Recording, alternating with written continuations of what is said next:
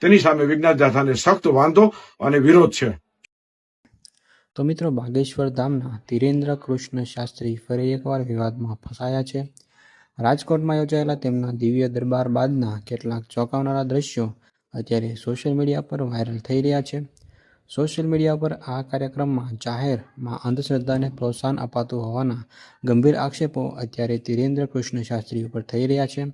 દિવ્ય દરબારના નામે ભૂત પ્રેત ભગાડવાના દાવાઓ અને તેના કારણે પંડાલમાં સર્જાયેલી અંધાધૂંધીના વિડીયો વાયરલ થતાં અત્યારે ભારે ચર્ચા જાગી છે.